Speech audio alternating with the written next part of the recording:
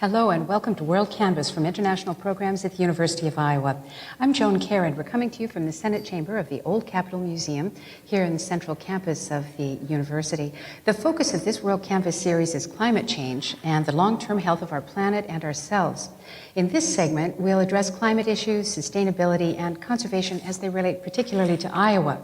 I'm excited to introduce our two guests in this segment. Just next to me is Barry Butler, who is the Executive Vice President and Provost of the University of Iowa, also a professor in the College of Engineering. Thank you for being here, Barry. Thank you for having me. Oh, such a pleasure. And next to him is Bob Libra. Great to see you, Bob. Bob is the state geologist in the state of Iowa, and pleasure to have you here tonight. And it's an honor to be here. Thank you. Well, thank you so much. So we have a lot to talk about. I think you both had a chance to hear the earlier segments of the program, and obviously we're talking about sustainability, how we keep our planet alive, how we do the very best we can for ourselves so that we don't, cause unnecessary health problems for ourselves, our children, and so on and so forth. So in this segment, I was hoping that we could talk a little bit about not only some of the challenges we face, but also perhaps some positive things that we can send out there into the atmosphere, things we might build on in the future. And Bob, I'd like to go to you first to talk a little bit about water resources here in the state. As a geologist, you have access to comprehensive data going, generations back, I guess, on temperature changes, on water levels in the water table, all these kinds of things. What is the picture right now in Iowa in terms of general health of our environment? Yeah, you can always look at the water thing as kind of two pieces. You shouldn't separate them, but you almost have to describe them that way. There's how much have we got and how good is it? Yeah. So the quality and quantity kind of ends. And if you look at the water that's near the surface, so shallow groundwater, streams, that's the stuff that anything that human society does and doesn't do very carefully can be contaminated. And it's also the water that is the most at risk from any changes in climate. So it's drought susceptible and it will flood you, depending on which cycle you're in. Right. Yeah. Right.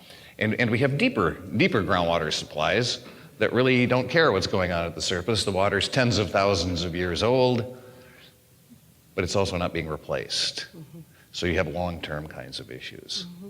Mm-hmm.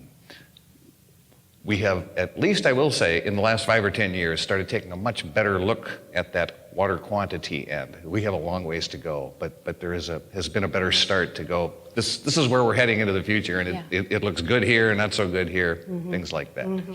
Quality, we've got a lot further to deal with. A lot of problems. The quality issue, is that related to the application of chemicals on the surface of the land?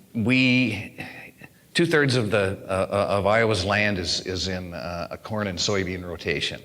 So the act of plowing, the act of fertilizing, the kinds of chemicals that go on it, the fact that crop isn't there taking up water and holding the soil much of the year, they're kind of short season crops. That really is the biggest issue. Just, one farm, no big deal. 2/3 of the state, that's our major impact here and across the Corn Belt. Yeah. So thinking of geological time, would you say that climate change, what's happening right now, what people are observing now, is it happening faster than would be a geological norm? Everything we know says so, but it's hard to get that specific if you're looking back 20,000 years and going, well, how fast did it do it? The more high-resolution measurements you can take on cores of ice from the Arctic or the stalactites in caves and go boing, boing, boing, boing, boing, and try to look in more detail, tells us things could at times happen fast in the past. But we really don't have the resolution. Nothing in the record we have looks like this. Mm-hmm. That's what we can say. So what would you say you personally feel is kind of the biggest challenge we have right here related to our natural environment? I think the biggest challenge Iowa faces is it probably is related to the water issues and probably more with quality than quantity. Quantity can be, from a pure natural resource point of view, can be managed a bit better, and society here will accept it better than the quality side is. We had a big drought the last 2 years. we were running into big problems in places. And it's not because the drought was worse than it was in the past, but it's how we have changed our dependence on water to concentrate it, and we have to have a lot of water from these shallow, drought-susceptible sources, and it wasn't there. And we just barely got by, even though it was not the deepest drought that has happened in the state. But that's a manageable thing. Quality, that's the bread and butter of the state. That's row crop agriculture. That's a harder one to get people to go forward with and fix. And recommendations for fixing it would be what? Well, the state is trying to start to work on a nutrient strategy to cut the nitrogen and the phosphorus that are really the biggest actors in this. It probably needs a lot more money behind it. It probably needs a lot more oomph, but it is at least a step that is starting, that will start to move us in that direction. Well, then just one more question as we're talking about sort of the larger environment around us and the fact that Iowa is right next to the Mississippi and we contribute water runoff into the Mississippi and we hear about problems in the Delta and so on. Is this a problem that you recognize and that it's one of the things we can point to when we say Iowa really as a state would be wise to adopt some more comprehensive policies that could limit that amount of agricultural runoff?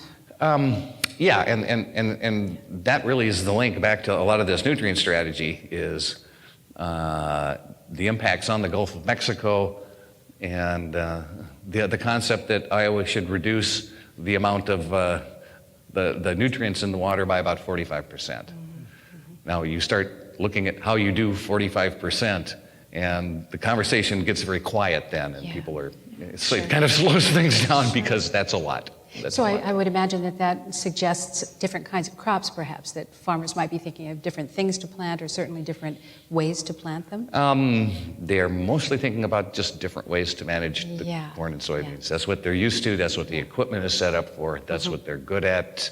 They don't like to change too much from that. Sure. Well, so Barry, let me turn to you a little bit. Sure. You're an engineering professor, and I'm sure that the scope of your interest is quite wide. But I know that wind energy is something that you've been involved in for a long time. Wind power, wind resources, and particularly here in Iowa, we're kind of blessed with strong winds. Does that help us as we?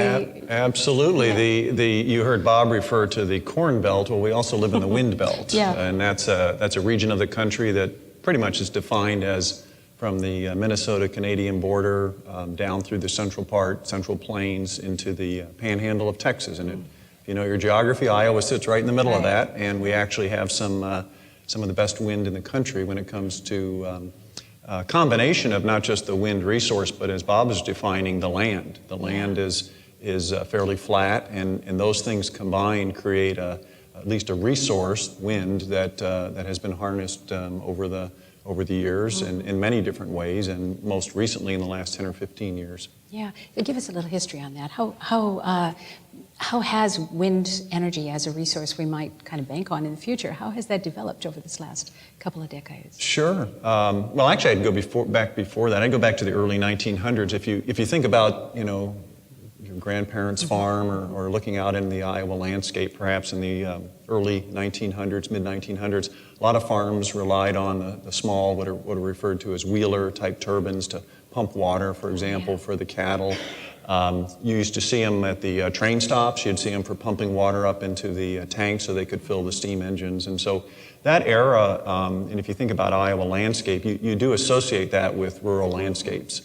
And they weren't used to produce electricity. It was primarily for doing other functions. The word mill, of course, for milling things, and that goes back actually to 1,500 years, probably 500 or 600 AD. But it really picked up in the last 2 decades, I'd say, decade and a half. And that's when Iowa recognized the resource, the natural resource, the wind, something that we often complain about when we're outside in a day and it's a little too windy, but it's a resource because of our geography, because of where we're located on the surface of the earth, that provides us with energy that we can extract and use, in this case now, to produce electricity. And so Iowa has taken a lead in the country in this. We have got all the pieces together, let's just say, to make it work.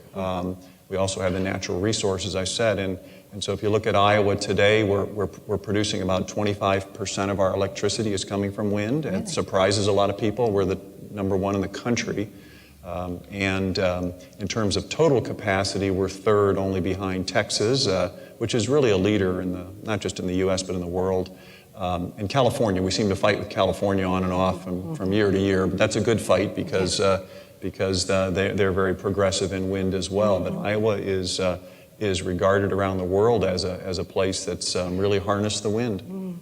Yeah, and am I right to assume that wind energy, the way we're capturing it, is kind of clean energy? Yes, I mean, all forms of energy, there's always some environmental issues to deal with, and of course they vary. In some cases they're very small, in some cases they're very large, as we know. Wind in general, there are issues, but really minimal, and when it comes right down to it. We heard a conversation about water just a few minutes ago, and many cycle devices for producing energy, whether it's coal-fired, nuclear power, or whatever, do consume a lot of water, and people don't think about that. Wind does not, of course. It's zero, fundamentally, I guess in the water that the operations guys drink when they're up there fixing it, but really zero consumption. And that's something that people don't think about too much, but it is actually a pretty significant issue.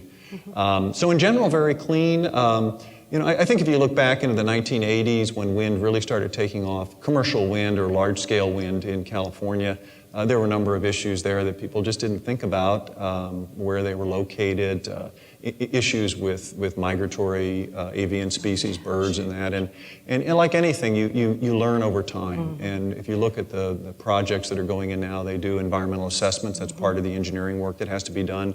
They look at wetlands to make sure they're located in the right place. So there's a number of things that have to be done in advance. And I personally think it's an extremely clean form of energy. Yeah. Are your students excited about it when you Very much so. I teach a couple of courses. I have a freshman seminar for 18-year-olds right out of high school to teach them about wind.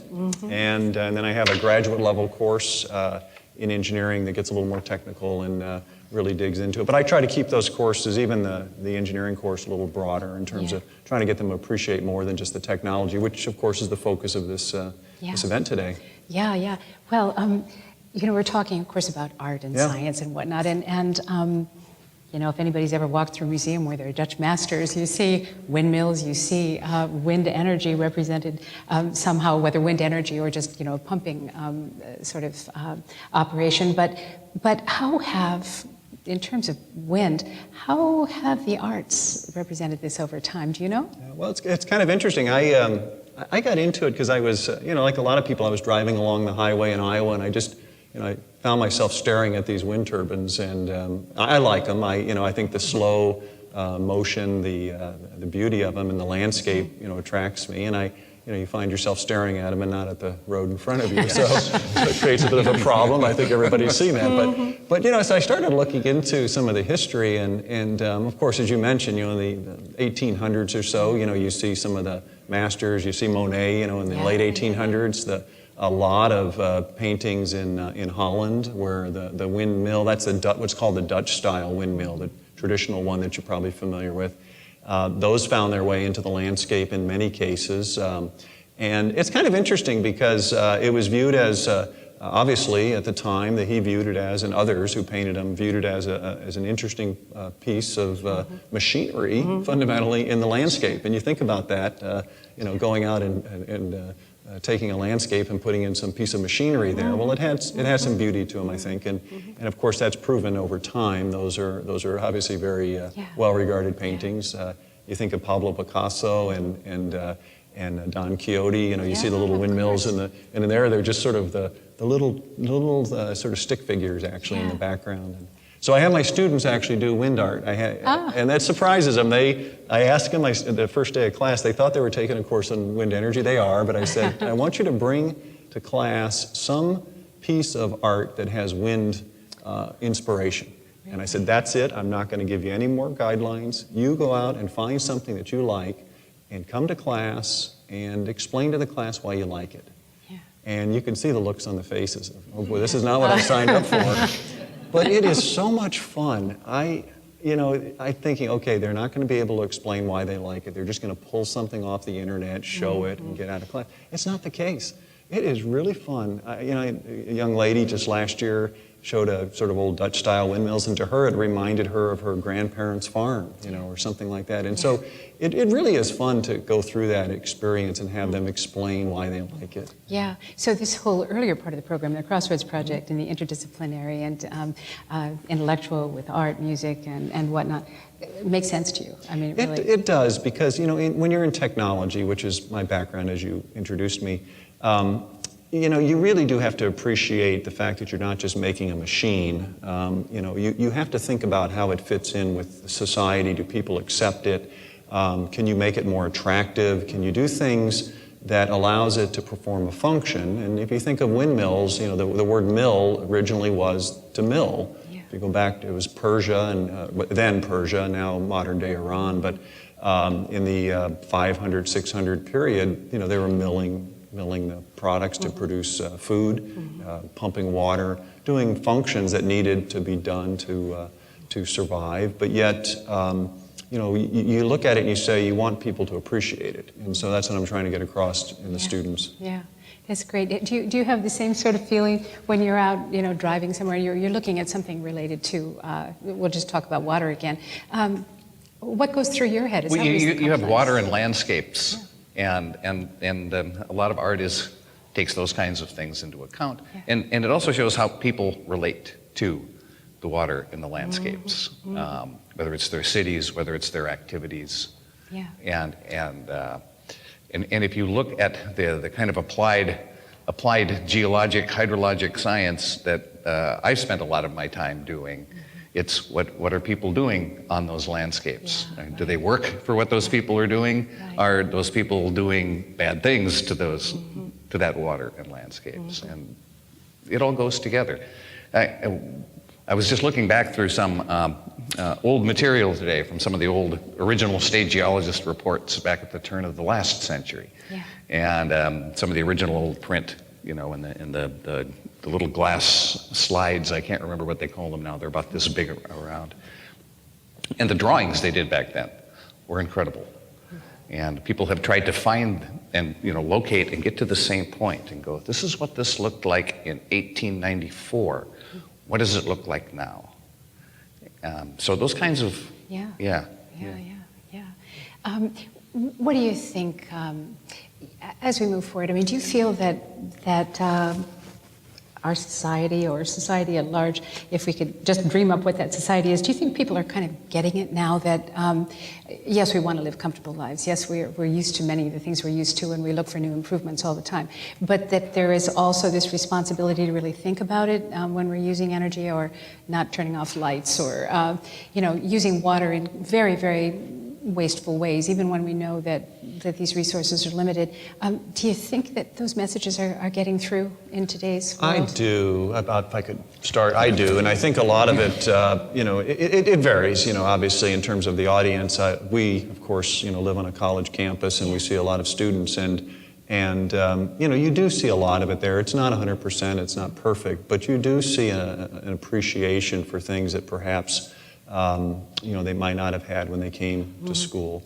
And those people are, going off, graduating, and becoming, citizens in their various communities, and working on different nonprofit boards, whatever it may be. Maybe run for city council, maybe do things like that. And so, you do like to think and have the hope that it's there.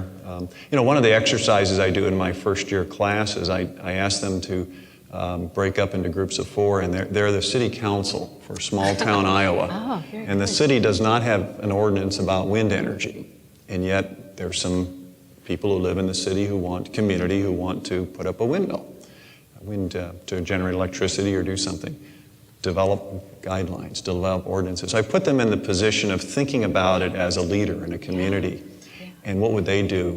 What would they say about the aesthetics of it? What would they say about its functionality? And then I show them kind of what's out there, which is, it varies all over the map, as you can imagine. So, you try to, inspire them to think that way, and to think about think about the energy they're using, the water they're consuming, things like that. It's not perfect, nothing is, but you try and you have hope that it'll continue to improve.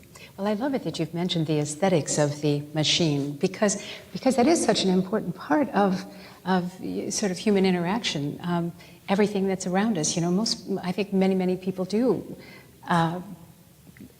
They do prefer the thing that is more aesthetically pleasing. If there are two things to look at, one looks much better than the other, or is much better kept than the other. So there's some kind of natural inclination that way. But I don't think I had really thought too much about this before, that when engineers are designing something to accomplish a function, there is also the need to make it somehow appealing. Not only work, but make it appealing. I personally think the Golden Gate Bridge is a lot more attractive than some others that are in the Bay Area, and it's partly because somebody at least took the chance or time to think about it. But I also find it interesting when you drive around rural Iowa, there's a lot of these old windmills on the farms that clearly are not functioning anymore, and they're still up. And there's one just right outside of Iowa City that I see every day when I drive by, and so I can't help but think that people still like to see it in the landscape, even though it's not functioning in any way. Yeah, right. Well, so Bob, as we come back to your sort of state office of geologist, what are the things you work on every day? What kinds of issues come to your desk? Are you involved in sort of planning for these next steps that you were discussing earlier? Or serving as a resource to draw up data from the past? A mix of things. One thing we try to do is to give the science to the state entity that allows water to be used. So water in Iowa is the wealth of the citizens of the state. Oh. You don't own it below your property like a mineral right. Oh. It belongs collectively to the people of the state, and the state is charged with allocating it to maximize beneficial use without wasting, which is a pretty broad, go ahead and do whatever you want with it, right? Yeah. They want people to use it, but not wastefully. And so we've been trying to work with good methods to do that, to say if you are developing this water supply, this volume of water, in the past we go, well, that looks okay now. You won't be drying up your neighbors.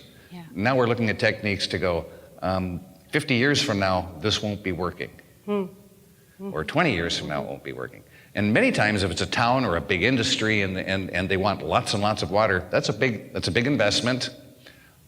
They're counting on it for a long time. Yeah, sure. And so if you do it now, you're making a commitment. That water will be used for a long time, and we are finding ways to predict that whether that will work, whether it won't. Whether that means other users will not have access to water because you've given this. So moving that off into really the kind of way that drier states have in the past. Yeah. Because eventually, even Iowa, with only a population of 3 million people, we're starting to make a large footprint on the water demand. Wow, so water is going to continue to be one of our big questions nationally. I mean, we hear about various rivers that are, the waters from those rivers being claimed by various states that share them. Exactly, and as Barry was making the connection between water and energy a lot of times. You can think of the ethanol plants in Iowa take an awful lot of water. Any of the conventional kinds of power plants, from nuclear to coal to natural gas, take a lot of cooling water. And so there's always an intimate connection between water and energy, unless we can find new ways. Right. Well, and just before we close, do you have any thoughts about solar energy? It's getting better and better. The prices are coming down, the cost to generate it, and it's a very good sign, actually. And so, I mean, obviously that's a factor you have to take into account, but if you look at the last few years, it's really going in the right direction. Wow. Yeah, so I'm pretty positive. Good. Well, I couldn't be more grateful that you'd both be here. Barry Butler and Bob Libra, thank you so much for joining us for this segment. And thank you, all of you, for being with us. You're listening to WorldCanvass, and this is the third part of a 4-part series on climate change and sustainability and the health of our planet. So join us next time when we'll be taking another further look into Iowa and some of Iowa's challenges. I'm Joan Kerr. Thanks for being with us, and good night.